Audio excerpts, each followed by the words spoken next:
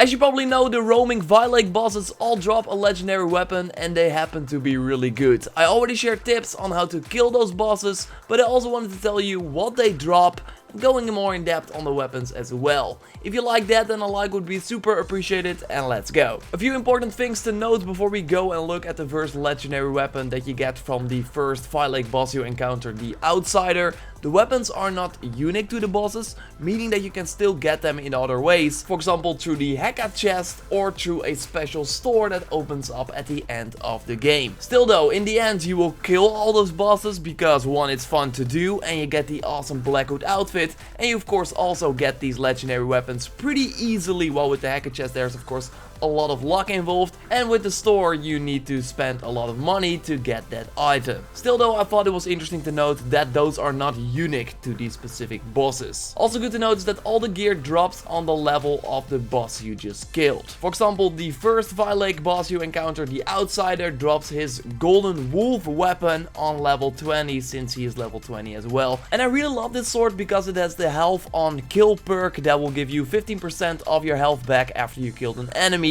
Really nice when fighting a ton of enemies in a camp, for example. The combination of a level 4 critical hit rate increases the crit chance by 50%, and that in combination with the increased critical hit damage makes you do a lot of damage with the crits that come more easily.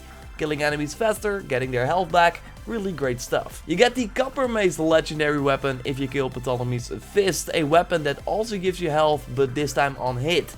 Since the damage per second is almost 390 on level 40, you do get some good health back. The combo multiplier is not that good since it's only level 1, but the adrenaline on kill though, being level 4, is nice to build up that adrenaline and get into that fury mode as soon as possible. And I also love the look of this weapon. The gold kind of mace really makes it stand out when killing your enemies. The level 25 boss, the Iron Ran, drops the Predator Bow Smoke and Mirrors, and I've been using this one till the end of the game, till I reached max level, and then I upgraded it to the max level because I really love it. It's on fire, so that totally fits my playstyle. A critical hit rate, and it does stealth damage, so you can easily pick up enemies from afar without others noticing. The level 28 Stranger has the only cursed weapon that you get from the Phylakes bosses, and that is the Zarissa, a spear. I also showed you in my video where I showed you the cursed sickle sword, one of the best weapons in the game. Totally check out that video to see that sword in action. Anyway, this one is pretty nice as well in terms of damage, dealing 508 damage at level 40. Only the perks are not that interesting. Adrenaline on kill level 1 and critical hit damage perk on level 3.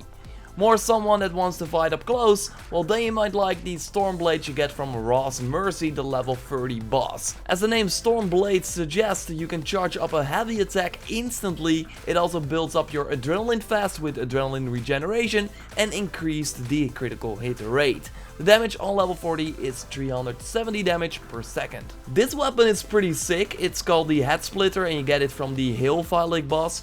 With health for critical, all your attacks will be critical hits when you're below the 20% health, so that's pretty insane. I love the description as well, your personal problem solver, and it kinda is. With other perks you can build up adrenaline real fast, and when you're then below the 20% health you can do an instant critical hit with your overpower attack, and those can be pretty brutal. The Bane of Hotter, the level 38 boss, has the Deathstorm Hunter Bow, and while I wasn't a Hunter Bow fan before, with this weapon I became a fan, simply because of the charging speed that is insanely increased with this bow. So you can easily do a ton of damage by just like charging for a really short time. On the bow there's also fire, and of course I like that as well. And there's adrenaline on kill, so you can just kill enemies with this bow and then have an overpower attack ready real soon. Halfhorn, the level 38 boss, has a bow called the Composite Bow. This is a light bow, of course the fast shooting bow, and this one also has a rate of fire increase, so you kill enemies faster, and then you also have adrenaline on kill. Cool is that you shoot fast and also get your health back fast with the health on hit.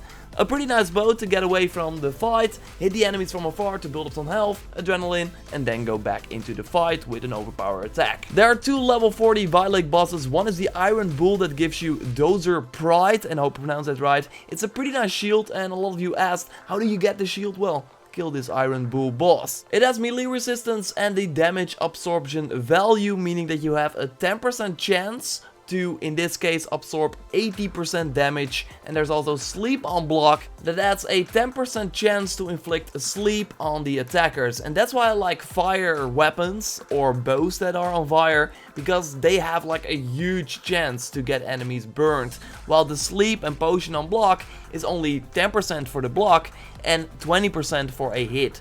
Still though, having your enemies fall down after you block their attack is pretty nice. The other level 40 Phylake boss got the 4th Plague, a warrior bow with a full precision increase, making the arrow dispersion reduced by 40% and also increasing the critical hit damage. The best part though is the health on hit, giving you health back when you hit a target, and that can be pretty nice with the warrior bow since you shoot 5 arrows at once. To be fair though, the warrior bow I showed you in my recent video called the Jackal's Gaze is better because it not only does more damage, it also has a level 3 bleeding on hit effect instead of the critical hit damage perk. So not only the chance that the enemies bleed after you hit them is very large, the extra damage you do is also way more substantial than with the critical hit damage from the 4th Plague. And that's kind of what we see with all the weapons from the Phylake bosses. They are great to start out with. Of course, also nice that if you kill these level 40 bosses, they are immediately at level 40. You don't have to upgrade them because, as you might know, at the blacksmith upgrading your gear is super expensive, but they're not like the end all be all weapons, because for example via side quests you can get better items. Still though,